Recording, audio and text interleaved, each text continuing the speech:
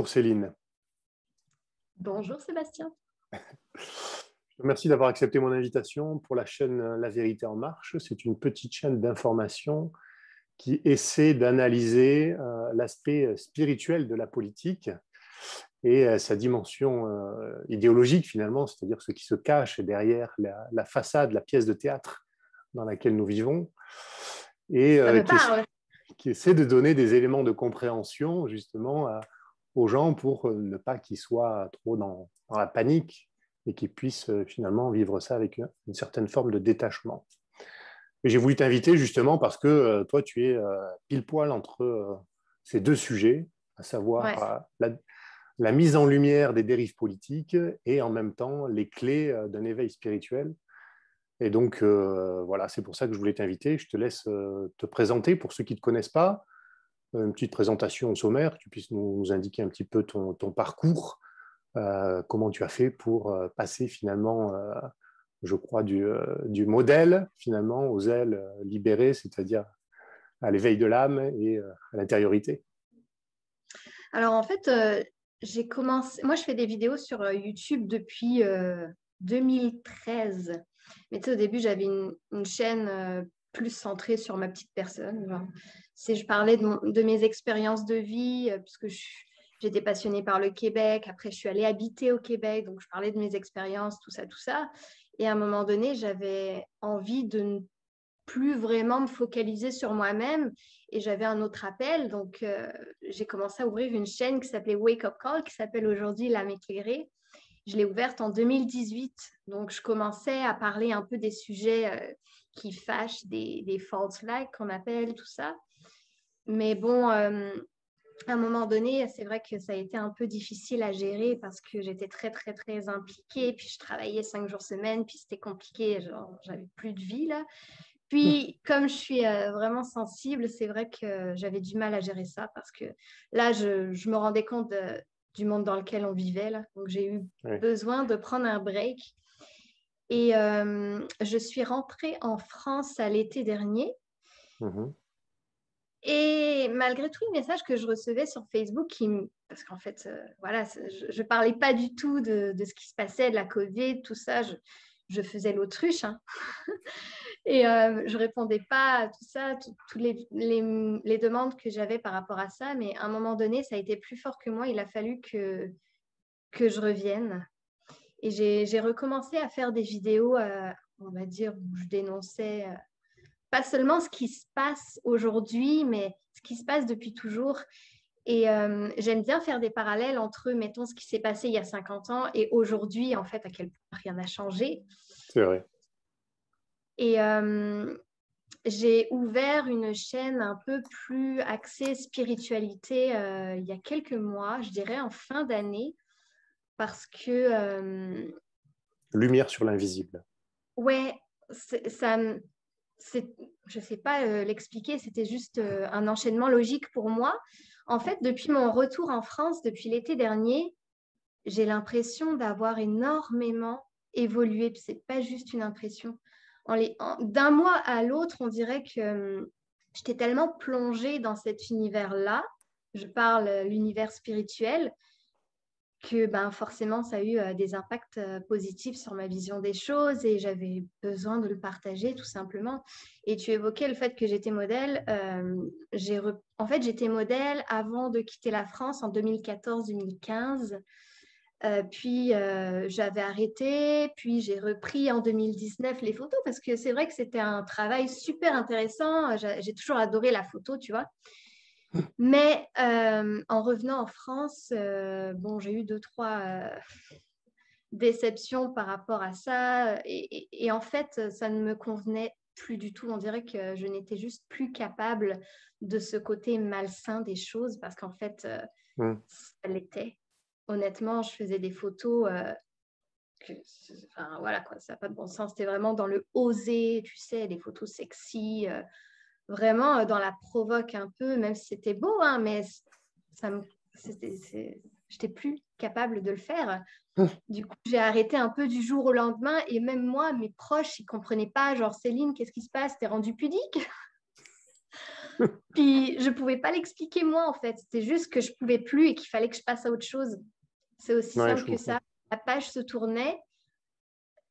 Je pense que quand tu commences à t'élever en conscience, il y a des choses qui changent. Tu sais, il y en a, ils deviennent Que tu végétariens. peux plus le faire, ouais, c'est vrai que tu peux plus. Ouais, ben, moi, c'était ça un peu. Même si j'adore la photo, aujourd'hui, j'en ferai peut-être d'autres séances, mais il va falloir que ce soit hyper clean, tu vois. Donc, c'est un Après, peu la ça. photo, c'est un art, mais parfois, effectivement, ça peut être instrumentalisé dans une forme de voyeurisme, finalement, Bah oui, mais là, par le c'était vraiment. photographe Ah, ou par ceux qui se disent amateurs de photos. ouais, c'était vraiment ça. J'étais un bout de viande, quoi, tu vois. Puis c'était vraiment genre, il me faisait vraiment aller toujours dans le plus osé, c'était jamais assez. Puis là, à un moment donné, tu poses tes limites, puis ils essayent quand même. Puis là, j'étais comme, ok, non, c'est plus possible. Oui, je comprends. Et tu as toujours travaillé dans la photo ou quand tu étais Au une Québec, formation, enfin au Québec, je sais pas, tu as travaillé t'as fait différents métiers au Québec j'ai travaillé 4 ans dans une boutique de vêtements pour femmes. D'accord. Et bon, c'était une super expérience.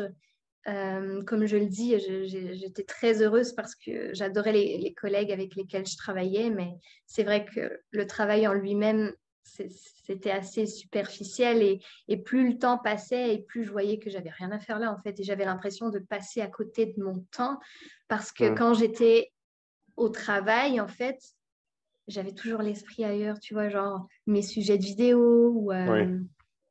j'avais l'impression de perdre du temps pour ce qui est de vraiment important, c'est-à-dire me nourrir mon esprit, mon âme. Et là, en fait, j'avais moins le temps pour le faire. Et c'est normal quand tu as un loyer à payer, des factures, c'est compliqué. Oui, c'était un boulot alimentaire et je comprends tout à fait Ouais, cet aspect qui fait que tu n'es pas dedans. C'est-à-dire, moi aussi, je l'ai vécu un peu. non, À un moment on le donné, fait tu es à en autre plus. chose. C'est difficile de se remettre dans un rythme de travail traditionnel, on va dire. Ouais, puis est Sauf si tu es arrivé, passionné et que tu fais le lien ouais, avec, finalement, avec la spiritualité. est arrivé la Covid. Et là, j'ai perdu mon emploi, ce qui était en fait une bénédiction parce que je commençais à y aller de reculons. Mhm. Et bon, j'étais triste de quitter mes collègues, mais tu vois, il fallait que ça arrive en fait. Ça a été une bénédiction pour moi ce qui est arrivé.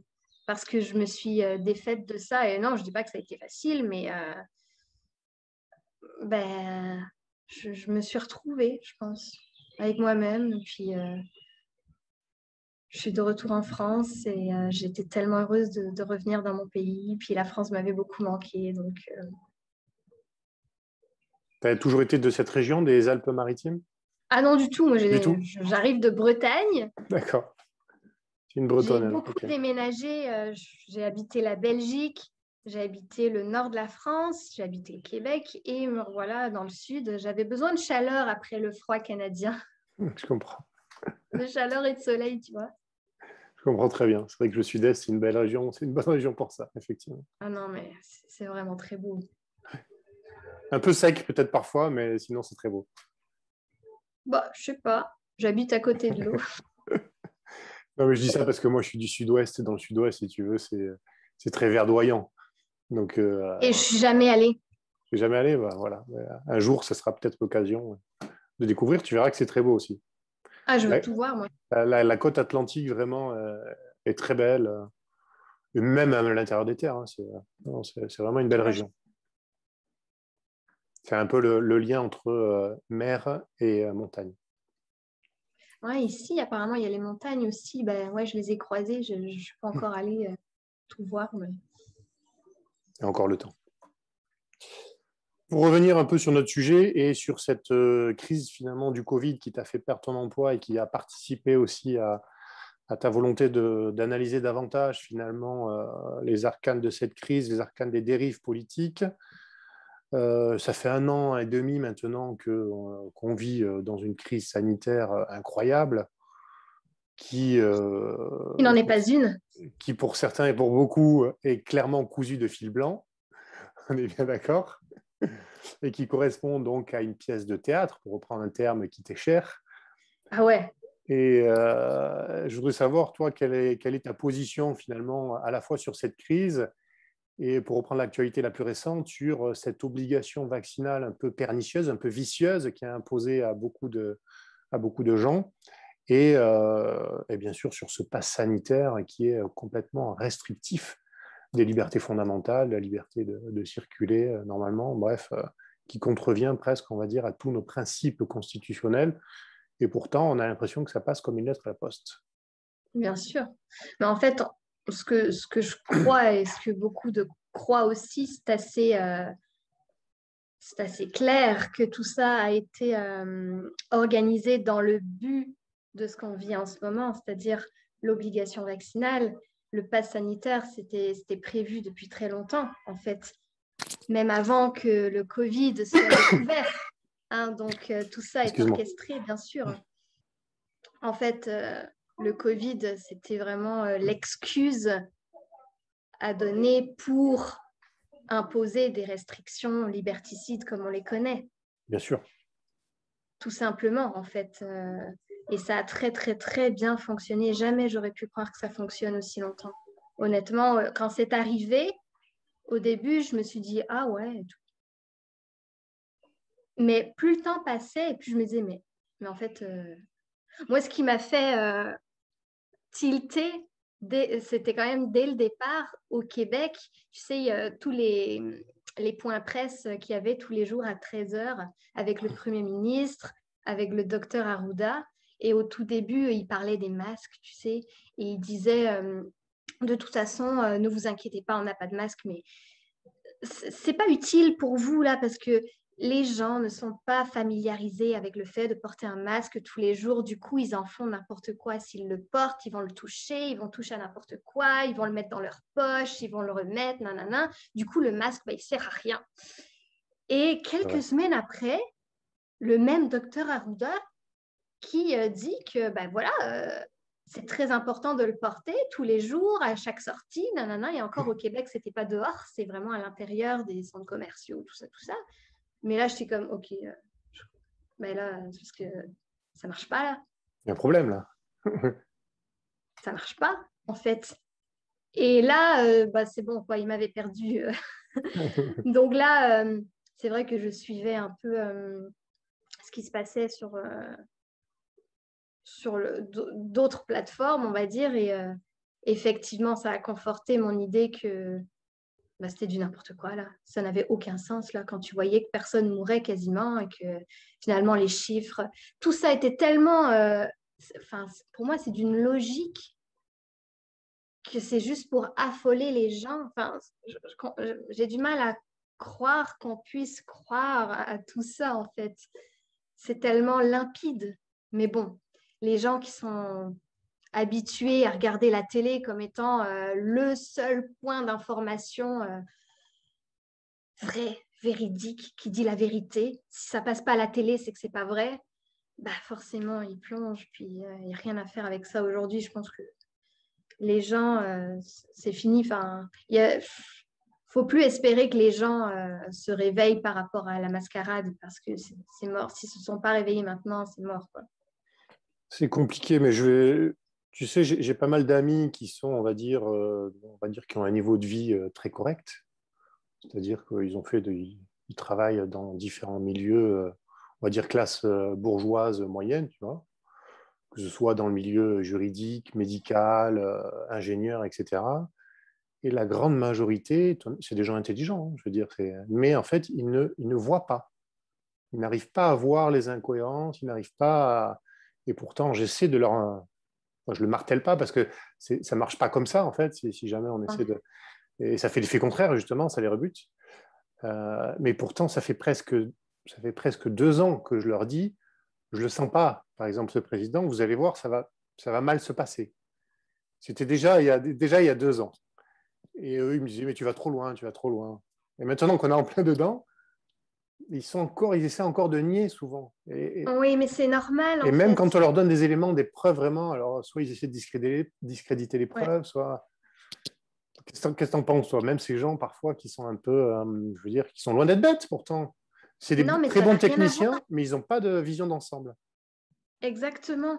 Et en fait, c'est parce qu'ils sont trop dans le système.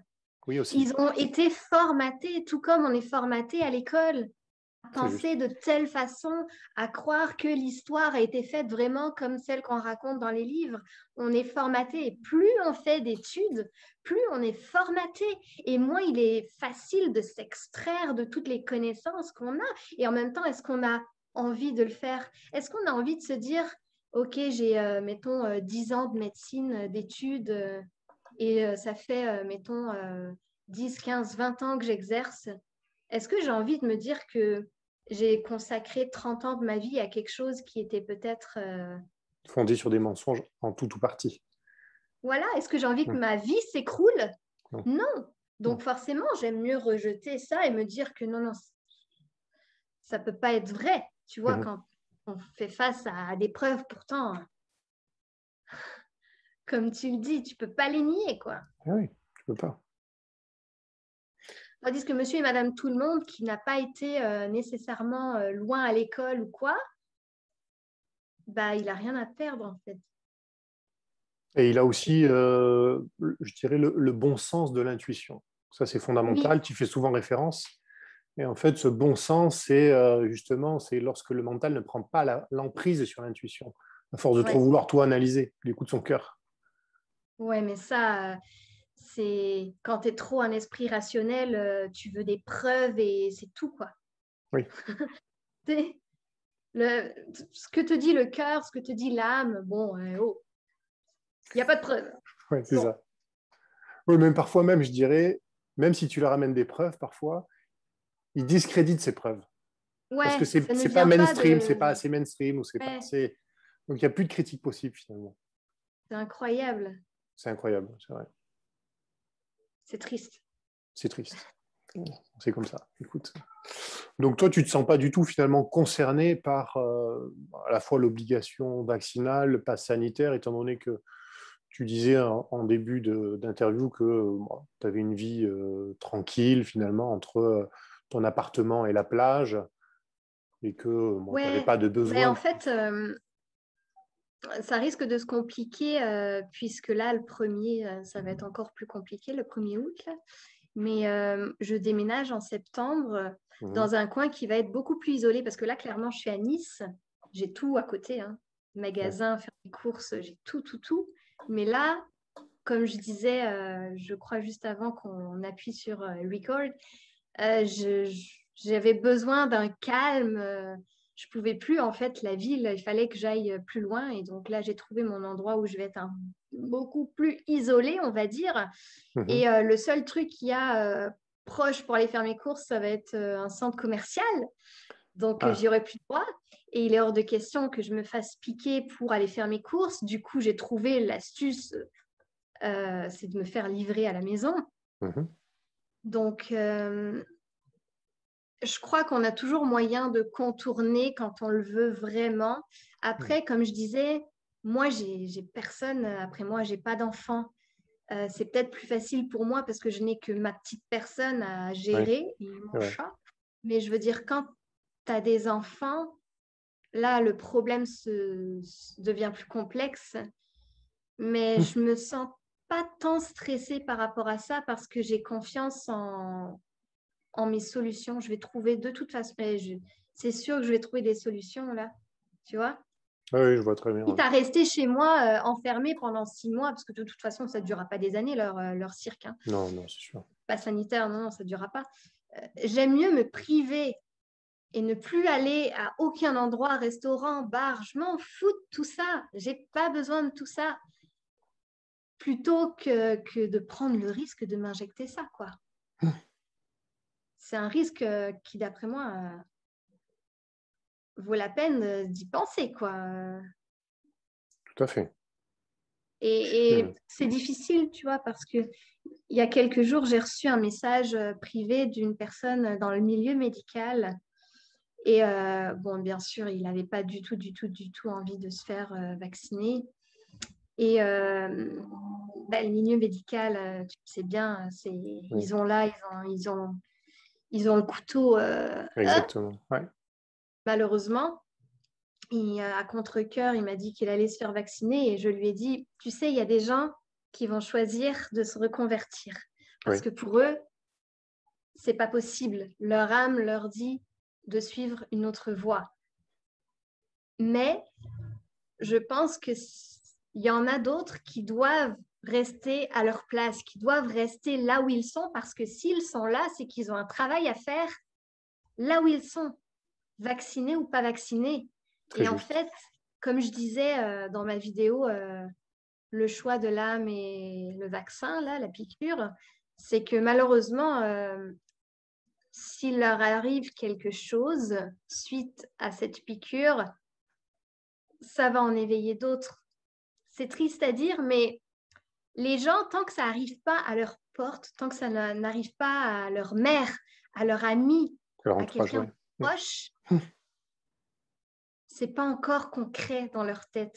Oui, c'est vrai. Mais là, s'il arrive énormément de personnes à l'automne prochain ou à l'hiver prochain, à qui il arrive des choses graves, ben malheureusement, ça va les éveiller davantage et peut-être ça va faire le petit dernier déclic dont ils avaient besoin parce que là, il y en a peut-être qui ont des doutes. Oui, c'est ça. Après, comme je lui ai dit aussi, on le sait que dans beaucoup, beaucoup, beaucoup de doses de vaccins, c'est pas du vaccin, c'est du sérum qu'il y a dedans. S'ils avaient mis du vrai poison dans toutes les piqûres,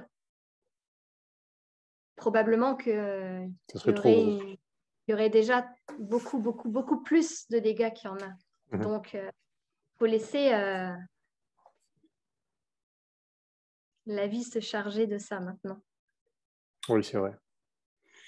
Oui, il faut que ce soit grave, comme tu disais, parce que je vois, je te parle d'une expérience propre d'un ami, par exemple, qui me dit qu'il est sur Paris et qui me dit autour de moi, ça repart apparemment, j'ai des personnes qui ont attrapé le variant Delta. Alors je lui demande s'ils sont vaccinés. Il me dit oui, ils sont doublement vaccinés. Je lui dis mais alors, mais ça sert à quoi finalement de prendre ce vaccin? Depuis le début, je vous dis que ça sert à rien. Et finalement, il le chope quand même. Il me dit oui, mais bon, tu sais, je lui dis mais alors tout repose que sur des croyances, on est d'accord. Oui, Donc bah, il suffit que tu n'y crois pas. Arrête d'y croire. Donc il était un peu embarrassé, mais bon. pas dire ça à quelqu'un. Tu peux pas lui dire, en fait, tu fais ça par soumission. Non, par croyance, pas par soumission, parce que oui, Et- si on lui dit par soumission, c'est sûr qu'il va se vexer. Ah oui, oui, oui, mais c'est pourtant ça. La plupart des gens, je te jure, ils doivent pas avoir peur du Covid ou de l'attraper ou quoi que ce soit, hein. Non. Il y en a, oui, mais j'imagine que c'est pas la majorité, hein. Il y en a qui le font Non. parce que clairement, on leur dit, puis ils ont envie de faire partie de la majorité aussi, parce que c'est réconfortant. Tout à fait. Si tu sors de la masse et que là, tu commences à penser différemment, ah, mais je vais être traité de complotiste, donc vaut mieux pas. Aujourd'hui, être traité de complotiste, c'est peut-être la pire des choses avec lesquelles les gens n'ont pas envie de dealer. Ils préfèrent être dans l'erreur plutôt que d'être dans la vérité. Mais là, les gens, qu'est-ce qu'ils vont penser de moi? Et c'est Ils sont ça. encore sur l'extérieur, en fait. Ouais. Qu'est-ce que les gens vont penser? Non, là, c'est ta propre vie qui compte, là. On est bien Ton d'accord, propre chemin effectivement. d'éveil, là. Tu t'en fiches, là. C'est plus la question, là, ce que les gens pensent, là, malheureusement. C'est vrai, c'est très juste.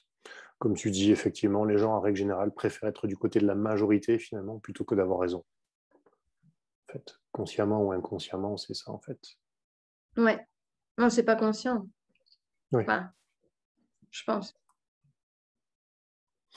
Et pourtant, enfin, les gens devraient comprendre qu'on ne peut pas, pour une maladie, ne proposer qu'un seul traitement. Et en plus, un traitement expérimental, sachant que beaucoup de médecins très sérieux ont proposé des traitements alternatifs, des traitements qui, pour le coup, correspondent à l'intérêt général, puisqu'ils sont tombés dans le domaine public. Or là, on va promouvoir un traitement qui, finalement, a été développé par des lobbies très puissants, on pourrait dire des lobbies mafieux. Parce Bah qu'en oui. réalité, l'industrie pharmaceutique, ça fonctionne un petit peu comme une mafia. Bah oui. Euh, et, et tout ce qui est naturel, ils n'en veulent pas. Enfin, c'est toujours le même cinéma, en réalité. Ouais, ça, depuis un bon 50 ans. Ouais. Si c'est naturel, ils peuvent rien en retirer, en fait. C'est Tu ça. peux pas breveter des plantes. Exactement. Donc, voilà, tu peux pas avoir de l'argent. Si on te dit, tu peux passer à côté du Covid si tu as un système immunitaire sain, si tu te nourris correctement, si tu prends de la vitamine C, la vitamine D, du zinc. Ben là, ça ne coûte rien. Des vitamines, enfin, pas grand-chose, Oui. en fait. Et si tu es en bonne santé, ben, malheureusement, Big Pharma ne va pas être content. Hein. Oui. Et comme je le disais dans une de mes vidéos sur l'alimentation, il suffirait qu'on soit en bonne santé pour que Big Pharma tombe. Il suffirait qu'on arrête d'ingérer certaines substances qu'on mange à peu près tous les jours. Beaucoup, hein, les gens n'ont pas la conscience d'à quel point ils mangent de la marde, de la merde. Ils n'ont pas conscience de ça, ils sont habitués. Et du coup, c'est ça qui les rend malades et c'est ça qui rend leur terrain malade, leur corps. Quand tu manges mal, ton système immunitaire fonctionne moins bien. Tu as plus tendance à choper des conneries, des virus, des ci, des ça. Alors que quand tu es en bonne santé, ben, ça fait barrière quelque part. Oui, tu peux choper des trucs, mais relativement moins souvent et peut-être moins important, quoi. Mais les gens préfèrent continuer à manger ce qu'ils mangent et à dealer avec les maladies qui pognent et devoir prendre des trucs chimiques pour apaiser ça. Parce que bon, si le docteur le donne, c'est que franchement, le docteur, il sait mieux que moi. Hein. Le docteur, 7 ans de médecine, il sait mieux que moi. Moi, monsieur et madame tout le monde, on se pense inférieur. Oui. Alors qu'en fait, on est capable de faire des recherches tous et chacun. Et oui, on n'a pas 7 ans de médecine tous. Et alors, en fait, comment ils faisaient il y a 200, 300 ans? Il n'y avait pas encore le chimique. Et ils se soignaient avec des plantes et avec des fruits, avec des légumes. Peut-être que certains ne survivaient pas, mais il y avait beaucoup, beaucoup, beaucoup, beaucoup moins de maladies. Oui. Aujourd'hui, c'est chronique. Elle le disait, Claire, c'est vrai que dans les 50 dernières années, ou plus même, les gens, ils sont malades chroniques. C'est quasiment rare aujourd'hui quand tu meurs de façon naturelle. Pourquoi? C'est drôle, ça coïncide exactement au moment où les supermarchés ont été créés et où les gens ont arrêté de se nourrir avec le fermier du coin, avec le marchand de légumes du coin. Ils ont commencé à manger de plus en plus mal et à être de plus en plus malades. C'est drôle, quelle coïncidence, disons. Ils ne font pas le lien parce qu'on ne peut pas parler de ça à la télé. Si les gens prennent conscience de ça, imagine, ils commencent tous à manger bien. Ils seraient moins malades. Et là, là c'est fini, la Big Pharma. Et quelque part, j'allais dire, finalement, depuis à peu près peut-être une dizaine d'années, on est dans une forme de développement personnel. Ça, je veux dire, il y a beaucoup de librairies dont les rayons sont remplis de livres de développement personnel et aussi de bien-être, finalement, de santé. Ouais. Une bonne crise comme ça permet indirectement de renflouer peut-être cette industrie qui était peut-être en perte de vitesse, puisque bon, c'est quand même une industrie au pied d'argile. Et si les gens se responsabilisent, effectivement, comme tu dis, qu'ils mangent bien, qu'ils ont une bonne hygiène de vie, elles n'ont plus lieu d'exister, finalement. Ça serait terrible. On va poser. La réponse nous appartient, mais on sait très bien ce que c'est. Ouais. Pour revenir finalement un peu sur toi et sur ton coming out spirituel, j'aurais voulu savoir en fait comment un peu ça s'est passé, ce processus d'évolution. Tu nous disais ça s'est passé rapidement, en l'espace un peu d'un an. Là, tu as eu l'impression de changer intérieurement. Est-ce que tu lirais ça finalement à ta curiosité, au fait que justement tu lises pas mal de livres, en fait, que tu apprennes à te connaître, parce que finalement, c'est un peu, j'allais dire, c'est un peu cet adage, connais-toi toi-même et tu connaîtras l'univers et les dieux, disait Socrate, je crois. Donc, c'est un peu ça, finalement, qui reflète finalement beaucoup de parcours de gens qui sont éveillés, c'est-à-dire ils prennent le temps de se connaître. Est-ce que tu pourrais dire que tu serais un peu là-dessus? Et comment tu définirais un peu l'éveil, d'abord, pour toi, ta définition? Je pense que chacun doit avoir sa propre histoire avec ça. Oui. Mais ça s'est fait, je dirais pas du jour au lendemain. En fait, j'ai toujours été croyante. J'étais un peu dans la religion il y a quelques années. Et Religion chrétienne? oui, oui, chrétienne, catholique. Oui. Et en fait, ça ne me convenait pas parce que je ne me sentais pas libre sur certaines choses, en fait, parce que clairement, quand tu es dans la religion, ben, si tu sors un peu du cadre, tu dois être comme ça, tu dois être une petite brebis, tu dois être... tout n'est pas mal, hein, en fait. Je pense que ça peut être quelque chose de très bien pour certaines personnes. Moi, ça ne me convenait plus. Et en fait, j'ai vécu des déceptions tellement difficiles au Québec que j'ai tout rejeté en bloc. Mmh. Dieu, je voulais plus rien savoir, je me suis mis en colère, je veux plus rien savoir de rien. Et bon, ça m'a rattrapé, pas la religion, mais la foi, parce que je l'ai toujours eu depuis toujours. J'ai toujours su qu'il y avait quelque chose. Et même ma vision de ce qu'est Dieu aujourd'hui a complètement changé, parce qu'il y a quelques années, pour moi, Dieu, c'était Dieu, le Dieu extérieur, le Oui. Dieu ouais, qui va nous juger, tu vois, comme nous l'apprend un peu la religion. Mmh. Et j'ai tellement eu une expérience différente parce que quand j'ai pris conscience que Dieu était amour, c'était... voilà, ça changeait, tu vois. Et au fur et à mesure du temps, je comprenais que ben, finalement, nous ne formons qu'un avec lui et que clairement, nous avons tous une partie de Dieu comme en nous. Nous sommes tous créateurs, tout ça, tout ça. Et là, je commençais les pièces du puzzle commençaient à s'emboîter. Et là, j'étais comme, ouais, mais en fait, Dieu n'est pas extérieur. Dieu est Intérieur? dans nous. Dieu est dans la mer, le soleil. Mais je veux dire, je vais pas dire nous sommes des dieux, mais nous sommes une part de lumière divine, tu vois. Et ça correspondait plus avec l'image que j'avais de la religion, de la spiritualité. Ça a pris comme tout son sens. Et là, je me suis mise à lire beaucoup, à écouter beaucoup de vidéos sur YouTube. Et j'ai pris toutes les choses qui me semblaient justes pour faire mon histoire. Et je te dirais que, ouais, mois après mois, j'ai des choses qui résonnent de plus en plus en moi et qui m'appellent. Et on dirait que j'ai une soif d'en savoir toujours plus, de comprendre. Et là, en fait, ce qui se passe en ce moment, c'est que j'ai envie de comprendre non seulement la raison pour laquelle nous sommes ici, mais tout ce qui se passe sur un plan beaucoup plus élargi que la Terre. J'ai envie de connaître aussi ce qui se passe dans les autres planètes, les autres formes de vie, tu vois. Mmh. Et malheureusement, bon, c'est pas encore quelque chose dont on peut vraiment parler facilement. Donc, je vais garder mes connaissances pour moi au début. Je comprends très bien. Mais en fait, on dirait que j'ai envie d'approfondir et d'élargir ma vision toujours. Et ça devient vraiment quelque chose de viscéral. Boulimique. Mmh. Ouais.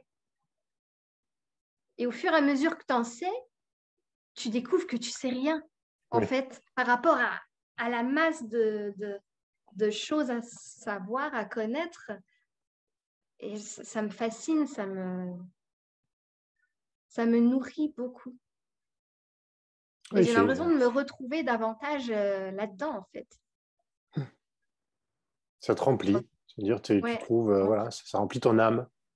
Au lieu de ouais. remplir ton mental, ça remplit ton âme. Et c'est la chose la plus importante pour moi aujourd'hui. C'est d'évoluer à ce niveau-là. Et de le partager, mais encore là, c'est vrai que comme je parle beaucoup de vidéos de sujets plus politisés, et le contexte dans lequel on vit n'invite pas, mais alors pas du tout, et c'est fait exprès, pour qu'on se focalise sur la crise et qu'on évite de prendre de la hauteur et de se dire, ouais, mais il y a peut-être autre chose dans l'univers, tu sais, parce qu'on est tellement focalisé sur les difficultés qu'on traverse, les gens vont perdre leur emploi pour certains, les autres vont faire des choix qu'ils auraient voulu éviter pour d'autres, enfin, tu vois, on évite Ouais. de se poser les bonnes questions on peut pas, en fait, tout est étudié pour qu'on ne s'introspecte pas, si ça se dit.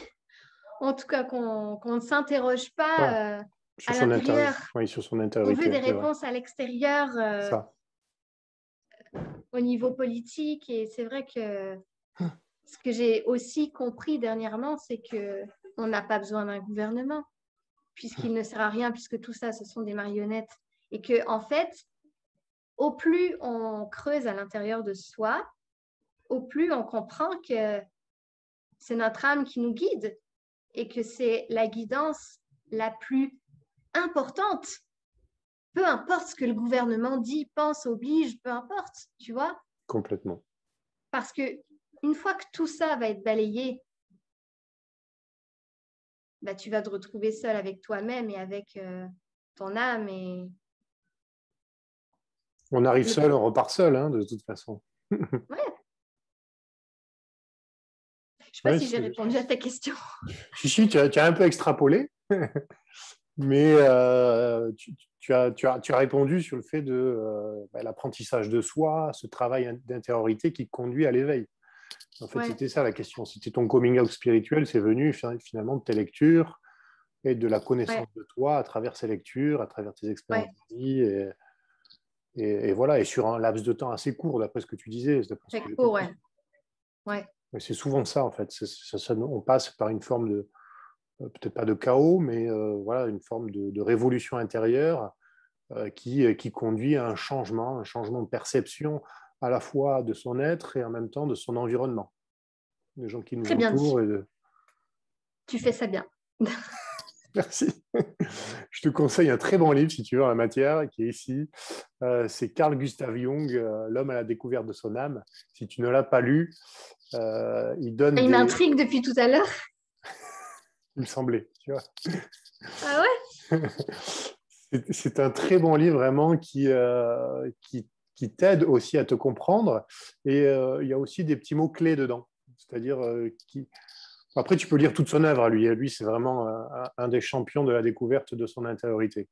Je pourrais te donner d'autres références si tu veux après, ou on les donnera à la fin. Ouais, ouais, ouais. C'est vraiment un super gars. Très éveillé, très bien. J'en dis pas plus Super. pour l'instant. Donc finalement, suite à ce coming out spirituel et à comment tu vis ton rapport un petit peu avec les autres, parce que je veux dire, comme tu es assez ouverte et tu t'intéresses à beaucoup de choses, tu as une vision très élargie. Parfois, les rapports avec les autres qui sont des rapports plus liés au quotidien, c'est-à-dire ils ont des discussions qui tournent beaucoup autour de leur quotidien. Et bon, alors, c'est sympa parfois quelques minutes, mais ça peut devenir difficile parfois lorsqu'on n'arrive pas finalement à échanger à nouveau et à s'extraire un peu de ça, aller un peu plus dans la profondeur de la discussion, j'allais dire. Comment tu arrives à... Ça, je le vis pas très facilement.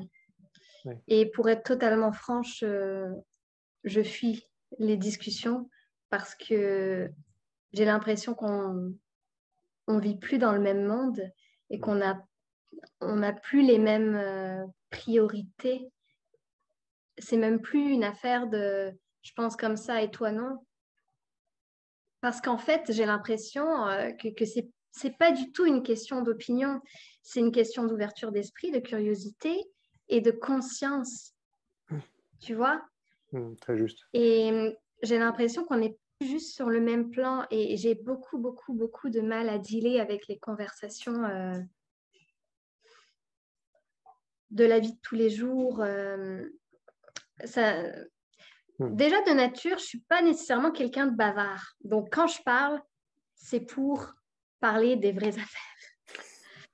Et moi, parler de la pluie et du beau temps, comme tu dis, ça va 5 minutes et du coup, j'ai tendance à fuir. Et là, je ressens vraiment cet appel. Comme je disais, moi, je suis une fille de la ville et jamais j'aurais pu croire un seul instant que je penserais un jour à la quitter et aller habiter un peu loin de tout dans un endroit calme où il ne se passe pas grand-chose autour. Et là, je ressens un besoin de m'extraire de plus en plus de la masse parce que, oui, en fait, je côtoie très peu de personnes dans la vie réelle. Je suis tout le temps en train de répondre aux messages. Dans le virtuel, je suis très active, mais dans la vie réelle, j'ai très peu de monde autour de moi. et je vois très peu de gens, en fait, et je parle à très peu de gens dans la vie réelle. Et là, j'ai encore plus besoin de prendre du recul et vraiment de me recentrer parce que c'est le moment de le faire, je crois. Donc, je ne vis pas super bien. Je comprends. Mais je sais que c'est pour mon bien, en fait. Et je ne veux pas faire semblant, tu vois. Je veux pas... Parce qu'en fait, avoir une conversation et être dans le... Tu sais, quand tu essayes de trouver tes mots pour pas choquer quelqu'un ou pour pas créer de disputes, parce C'est que je vrai. suis un petit peu impulsive et que, voilà, j'essaye de travailler ça. Donc, en fait, des fois, j'évite de parler aux gens. Comme ça, je m'énerve pas, tu vois. Je vois très bien. On sent effectivement que tu es assez dynamique. Quand j'ai regardé un petit peu sur Internet ce qu'il y avait, j'ai vu plusieurs sites Internet, plusieurs blogs, et que bon, Ouais. tu avais une phase où tu cherchais un peu ce que tu voulais faire et tu Ouais. tâtonnais un peu sur plein de trucs. Ouais. Et c'est très bien. Après, bon, ben, tu es en train de trouver, là, tu es en train de te... Mais dans le fond, tout ce que j'ai fait avant Ah, ma première chaîne YouTube, ben, ça m'a appris à parler devant une caméra, à utiliser un logiciel de montage, à faire ce que je fais aujourd'hui, même si les sujets avaient peut-être un peu moins d'importance pour la plupart des sujets que j'ai traités avant. Ben, au moins, ça m'a permis d'être à l'aise dans ce que je fais aujourd'hui. complètement. C'est très important. De toute façon, Ouais, tout est lié. Hein. On peut pas renier ce qu'on a fait, ça fait partie de nous. exact. Donc finalement, tu disais que c'était pas forcément facile ce rapport avec les autres. Est-ce que c'est pour ça que tu essaies de trouver un équilibre dans tes deux chaînes, à la fois pour une chaîne un peu plus spirituelle, la chaîne Lumière sur l'invisible, et ta chaîne L'âme éclairée, qui est une chaîne un peu plus politisée, qui montre... c'est ton équilibre finalement que tu arrives à retrouver sans forcément l'avoir avec des contacts extérieurs, Ouais, je veux dire des contacts réels, tu as des ouais. contacts, comme tu dis, virtuels, mais cet équilibre intérieur et cette discussion que tu entames aussi avec les gens, finalement, mais un peu plus virtuellement, effectivement, c'est comme ça que tu le trouves, donc cet équilibre. Pour l'instant, oui. Après, je, je, je pense aller de moins en moins dans le côté politique. Mmh. J'ai l'impression que quelque part, la roue va bientôt tourner, le cercle va se fermer, parce que j'ai encore des sujets que je considère importants, que j'aimerais aborder sur l'âme éclairée, mais développer le côté plus spirituel, c'est ça qui va se passer Mmh. probablement dans les prochains mois, années. Bien sûr, on ne sait pas de quoi demain il fait, mais c'est ce vers quoi je tends parce que c'est ce qui m'appelle en fait. Mmh. Et bon, si les gens ne sont pas prêts, il y en a d'autres qui vont arriver, qui seront prêts à entendre le message. Je ne m'inquiète pas pour ça, tu vois. Parce qu'en fait, même si beaucoup me disent merci de parler de ça parce que ben, je me sens moins seule, que ce soit le côté politique ou pas, hein, Oui, bien mais sûr. ça, tu le sais que peu importe s'il y a 500 personnes qui regardent ou 5000 ou 50 000, ben, tu ne l'as pas fait pour rien. Donc, s'écouter en premier, c'est quand même... faut que je suive mon évolution, ma propre évolution, en fait. Mes vidéos vont aller dans le même sens que moi, tout simplement. Toujours, effectivement. Et là, je suis sur un éveil plus spirituel qu'autre chose. Donc, Donc, tu aborderas plus ces sujets. Enfin, tu vas essayer de prioriser sur ces sujets-là. Donc.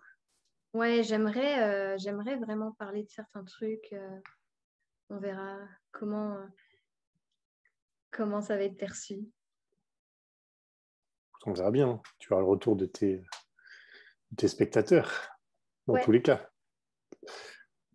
Donc, je voulais te poser une question sur finalement comment tu allais t'adapter à cette crise, à ces restrictions, mais tu as déjà un petit peu répondu.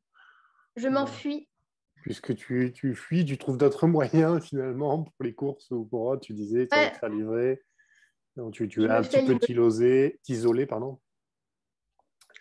Et voilà. Et donc, te recentrer sur toi, finalement, c'est peut-être, je pense que c'est le lieu commun de beaucoup de personnes qui sont un peu dans cette démarche d'éveil, finalement. Euh, Est-ce que tu vas, j'allais dire, enfin, tu viens d'y répondre aussi en partie, j'allais dire, continuer ce combat de l'information, parce que finalement, on est dans un combat de l'information, entre, moi, je l'analyse comme ça, mais peut-être que tu aurais une autre analyse. En réalité, je ne pense pas que ce soit quelque chose qui soit contre, enfin, une dichotomie entre les vaccinés et les non-vaccinés, etc. Je pense que c'est un combat de l'information des gens un peu, on va dire, cyniques contre ceux qui sont éveillés. Parce que on sait très bien que finalement, le gouvernement a des agents, des personnes un peu bien placées un peu partout. Ils savent très bien qu'il y a un changement d'état d'esprit qui se met en place, pas seulement en France, mais également à l'étranger. Aux États-Unis, beaucoup aussi, puisqu'il y a quand même une grosse littérature autour du développement personnel et de cette notion d'éveil. Et qu'en fait, ils ne peuvent pas trop lutter contre ça, donc, sauf en créant finalement un événement un peu comme celui-là, un événement mondial, grâce à des sociétés discrètes qui tirent un petit peu les ficelles. Et finalement, on sait que, enfin, je pense qu'on sait que c'est ça, en fait, ce combat, ce vrai combat, entre les gens qui sont plutôt, qui se préservent eux et qui ont une conscience collective, parce que c'est ça, finalement, le travail de l'éveillé, c'est d'avoir à la fois une conscience collective et en même temps préserver sa propre personne. C'est un double Ouais. rapport. Donc, comment tu le sens, comment tu le vois, toi, tout ça?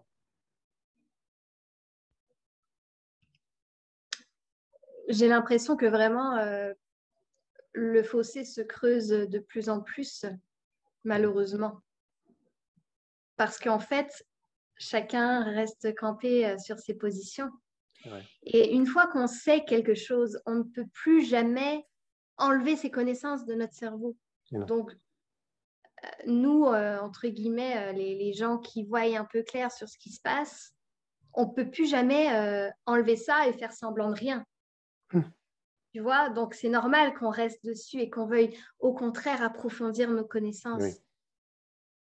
Mais les gens qui perçoivent ça différemment, je pense qu'il y a un peu de flémite aiguë, hein, parce que la flemme de m'enseigner, franchement, voilà, j'aime mieux regarder Netflix, quoi, tu vois. Mmh. Il y a un peu de ça. Honnêtement, il y a un peu de ça parce que quand on veut savoir, on sait, on prend le temps pour. Et je sais que c'est Oui, pas évident pour les gens qui travaillent toute la journée parce que tu es fatigué, ton esprit est fatigué. Quand tu rentres du travail, tu n'as qu'une seule envie, c'est de te détendre l'esprit. Tu n'as pas envie de commencer à savoir qu'est-ce qui s'est passé le 11 septembre ou je ne sais pas quoi. Tu n'as pas envie de plonger là-dedans.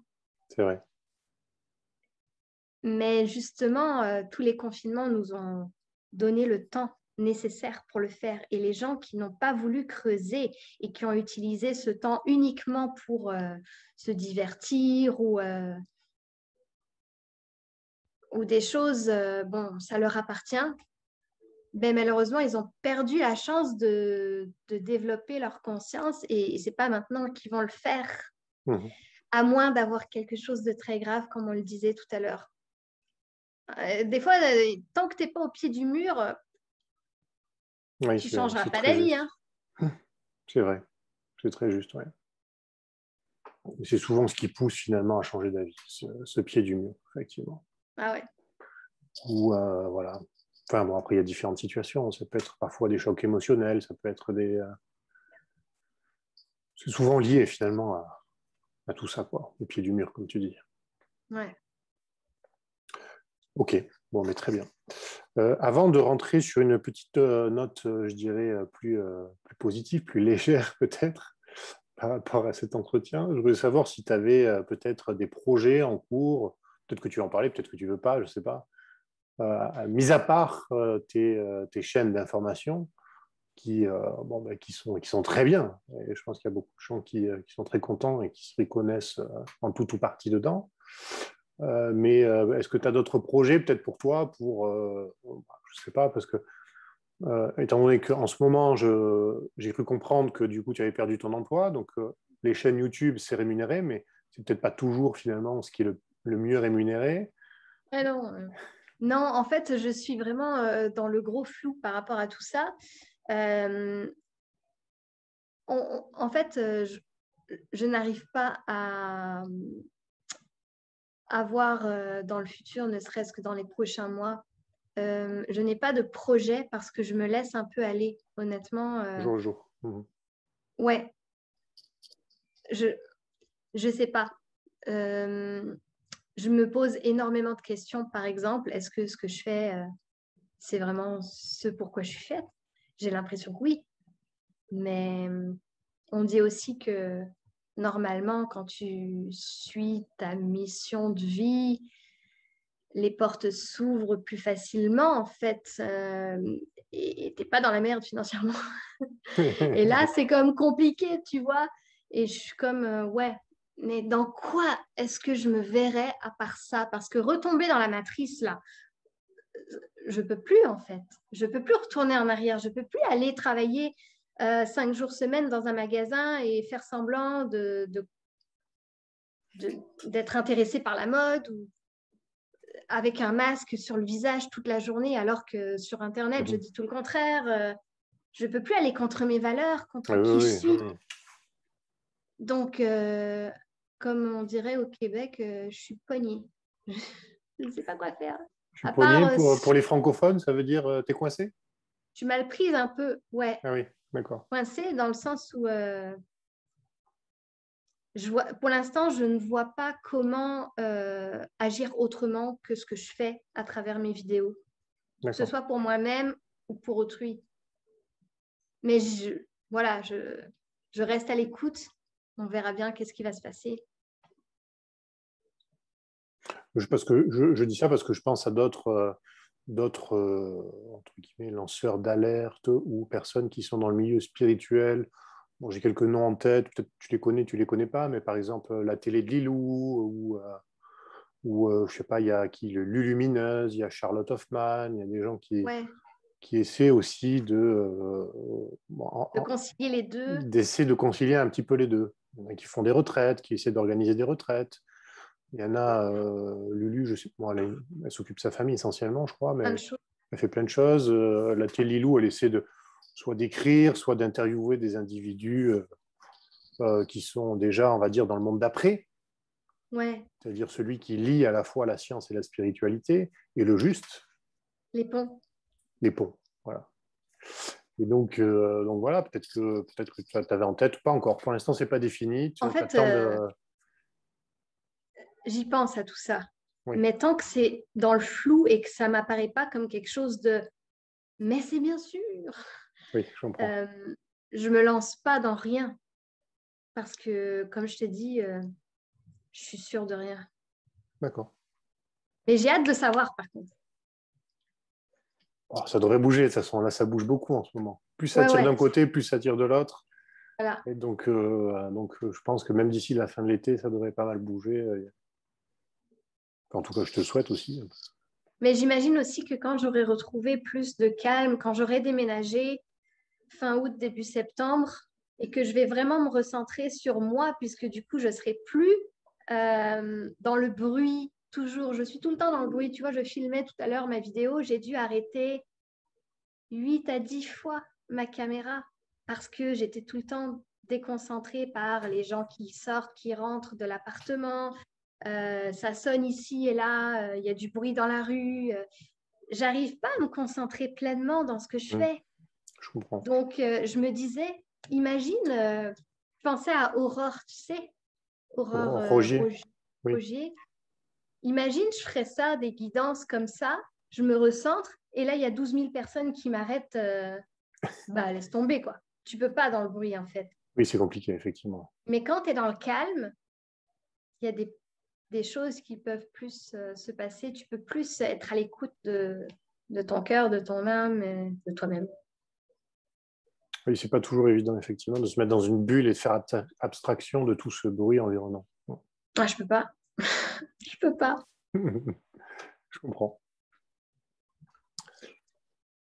Pour essayer de clore, si ça te va, si c'est cet entretien, je voudrais que tu puisses éventuellement donner quelques petits conseils à nos spectateurs, à nos auditeurs sur finalement comment prendre du recul sur cette période, que ce soit en matière de santé, en matière d'alignement peut-être, en matière finalement de confiance. Qu'est-ce qu'on pourrait leur amener pour, à part leur dire qu'il faut faire preuve un petit peu de résilience, mais comment on peut essayer de les rassurer finalement sur différents domaines du quotidien.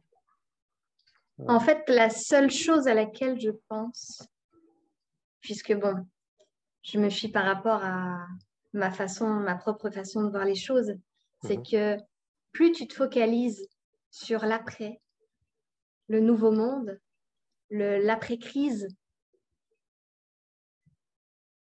moins tu as de mauvais sentiments, en fait, parce que on le sait que ça va être difficile encore, la prochaine période qui arrive. Mais quand tu sais que c'est pour notre bien, je le sais que c'est pas tout le monde qui est capable d'entendre ça. Il y en a qui vont perdre des gens, il y en a qui vont tout perdre, leur travail, leur vie, et je ne minimise pas ça du tout. Mais parfois, on en a besoin pour pouvoir justement tomber tout au fond du trou et rebondir sur ce qu'il y a après. Parce qu'après, je sais, moi, voilà, on n'a pas tous cette foi-là, mais je sais qu'on est dans un tournant. Vraiment, peut-être que tout le monde ne s'en rend pas compte parce qu'ils voient effectivement au jour le jour les restrictions, tout ça, et qu'ils ne visualisent pas l'après. C'est sûr que quand tu n'as pas nécessairement la foi, c'est plus difficile de se dire ouais, on s'en va vers le nouveau monde, donc il faut que celui-ci s'écroule. C'est logique pour moi et ça l'est pour d'autres, mais ça ne l'est pas pour tout le monde. Donc, moi, c'est vraiment ça, c'est visualiser l'après. Moi, ça m'aide énormément au quotidien parce que je me dis que plus on s'enfonce, ben, c'est comme si tu arrives à la fin d'un livre. La fin d'un livre, c'est ils vécurent heureux et eurent beaucoup d'enfants, admettons. Ouais, mais il y a plein de trucs qui se passent avant, tu vois. Et plus il se passe de trucs, plus tu avances dans le livre et dans l'histoire et plus tu t'approches de la fin heureuse. Donc, en fait, ils nous emmerdent avec leur passe et leur vaccin et tout. Ben, de toute façon, on allait y passer. Donc, c'est pas évident, mais je pense que se recentrer vraiment et ne pas jouer le jeu de la peur. Il n'y a pas longtemps, j'ai croisé un de mes voisins et j'ai bien ressenti qu'il est très, très, très conscient de ce qui se passe et il est très plongé là-dedans. Il n'arrive plus à dormir et je comprends entièrement en fait son état d'esprit, mais il est complètement fait en fait. Et je pense qu'il s'est perdu dans ce qu'il sait. Et malheureusement, tu as vite fait de sombrer, en fait. C'est normal. Au plus tu as des connaissances sur ce qui se passe, sur l'ombre, au plus tu capotes, t'en peux plus, tu as envie de partir au loin dans les montagnes et de plus jamais entendre parler de quoi que ce soit. Peut-être qu'il y en a pour qui ça va être la solution, mais pas pour tout le monde. Je veux dire, à un moment donné, il y a un gros lâcher-prise à faire et c'est un exercice très, très, très difficile, le plus difficile probablement qu'on aura à vivre, nous, dans cette vie-là. Le lâcher-prise, c'est un peu la clé, effectivement, je pense. Ouais. Quand as cette foi vraiment qu'après, une fois que tout ça sera passé, ben, dans le fond, on passe vraiment à un nouveau système. Après, le système s'effondre là. C'est pas on va voter un nouveau président en 2022 puis on recommence là. Non, non. Non. Le système doit s'effondrer complètement. On doit vivre en gros une bonne grosse crise là. On ne l'a pas encore passée. Non, pas encore. Mais elle arrive. Être... Elle arrive comme la bête de l'événement, je dirais, comme disait le président. Mais après, ça va bien Ouais. aller. Après, ça va bien aller. Puisque de toute façon, comme tu dis souvent, nous sommes dans une pièce de théâtre. Oui, tout ça est faux, tout ça est organisé, tout Il ça est faut un jeu. accepter. Il faut accepter. Oui, t'as pas le choix, sinon tu sombres. Et si on retient effectivement bien ta définition de la pièce de théâtre et de l'immortalité de l'âme, finalement, ça veut bien dire que l'âme, elle existe avant le corps et donc après le corps. Et donc, si elle existe en dehors de cet espace-temps, c'est-à-dire celui que nous vivons là, ça veut dire qu'elle n'est peut-être pas dans l'espace-temps, justement. Ça veut dire que, justement, pour reprendre ta métaphore de pièce de théâtre, tout est déjà écrit. Bien sûr. Puisqu'en fait, il y Ah oui. a l'œuvre présent, le futur, le passé, c'est dans la même réalité, en fait. Donc, tout est déjà écrit. C'est pas linéaire C'est pas comme linéaire, oui. on connaît sur Terre. Oui, les années 80, c'était il y a 30 ans, puis tu sais, ça n'existe pas en dehors de la Terre, ça là, finalement. Enfin, je Mais sais nous, pas. on nous apprend ça. On nous Et nous, apprend les petites frises quand on est petit. Le temps est ouais, linéaire, vous voyez la c'est ça que je flèche. pensais. Voilà. Donc, nous, on se dit, ben oui, c'est linéaire, c'est évident quand même. Attends. C'est notre réalité, c'est la seule qu'on Mm. connaisse. Mais il y en a d'autres. Mais il y en a C'est d'autres. de s'ouvrir en fait à quelque chose de plus grand. Parce que quand tu veux sortir du système, tu veux sortir du jeu, bah, tu sors aussi du système terrestre, j'ai envie de dire. Parce que si tu sors du jeu, pourquoi faire? Si c'est pas pour t'ouvrir à une perspective plus grande que ce que tu connais depuis ta naissance, bah, tu passes à côté de beaucoup de choses. Et c'est ça, en fait, c'est que Mhm. les gens ont peur de tomber dans la spiritualité parce qu'ils ont peur de la religion, ils ont une mauvaise image de la religion, ce que je comprends. Dieu, tout ça, ils veulent rien savoir. Et en fait, toutes les questions qu'ils se posent par rapport à la pièce de théâtre, les réponses, ils pourraient les avoir à travers la spiritualité, Oui, en c'est vrai. fait.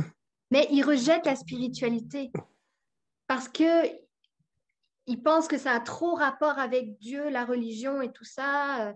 Oui. Ils font un peu, ils mettent tout dans le même panier, tu sais, ce qu'on peut comprendre. Par Du ignorance, coup, ils souvent en mettent tout. plus. Oui.